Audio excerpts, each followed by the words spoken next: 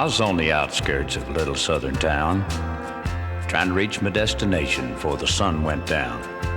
The old CB was a blaring away on Channel 19 when there came a little boy's voice on the radio line. He said, "Breaker 19, is anyone there? Come on back, truckers, and talk to Teddy Bear." Well, I keyed the mic and I said, "You got it, Teddy Bear." And the little boy's voice come back on the air. "Appreciate the break.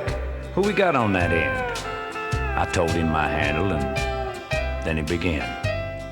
"Now, I'm not supposed to bother you fellas out there. Mama says you're busy and for me to stay off the air. But you see, I get lonely and it helps to talk, 'cause that's about all I can do. I'm crippled and I can't walk." Well, I came back and told him to fire up that mic, and I'd talk to him as long as he liked. "This was my dad's radio," the little boy said, "but I guess it's mine and Mom's now, 'cause Dad's dead. Dad had a wreck about a month ago, and he was trying to get home in blinding snow. Mom has to work now to make ends meet, and I'm not much help with these two crippled feet. She says not to worry, though. We'll make it all right. But I hear her crying sometimes late at night. You know, there's one thing that I want more than anything else to see. Oh, you guys are too busy to bother with me. But you see, my dad used to take me for rides when he was home. But I guess that's all over now since my daddy's gone. Not one breaker came back on that old CB as the little cripple boy talked with me. I tried hard to swallow a lump that just wouldn't stay down as I thought about my boy back in Greenville town.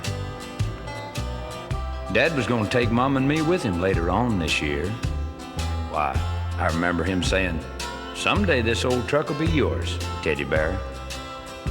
But I know I'll never ride an 18-wheeler again. But this old base will keep me in touch with my trucker friends. Teddy Bear's going to back on out now and leave you alone, 'cause it's about time for Mom to come home. But you give me a shout when you're passing through, and I'll sure be happy to come back to you. Well, I came back and I said, "Before you go, 1010, what's your home 20, little CB friend?" Well, he gave me his address, and I didn't once hesitate, 'cause this hot load of freight is just gonna have to wait.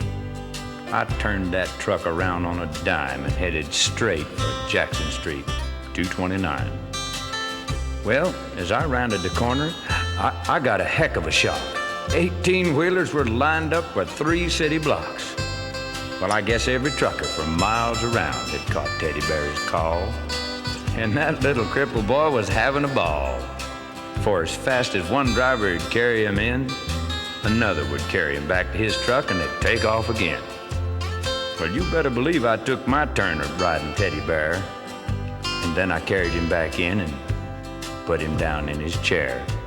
And buddy, if I never live to see happiness again, I want you to know that I saw it that day in the face of that little man. We took up a collection for him before his mama got home, and each driver said goodbye, and then they were all gone. He shook my hand with a mile-long grin and said, "So long, trucker, I'll catch you again." Well, I hit that interstate with tears in my eyes, and I turned the radio on and got another surprise. "Breaker 19, came this voice on the air. "Just one word of thanks from Mama Teddy Bear. We wish each and every one a special prayer for you, 'cause you just made my little boy's dreams come true." I'll sign off now before I start to cry. May God ride with you. 10-4. Goodbye.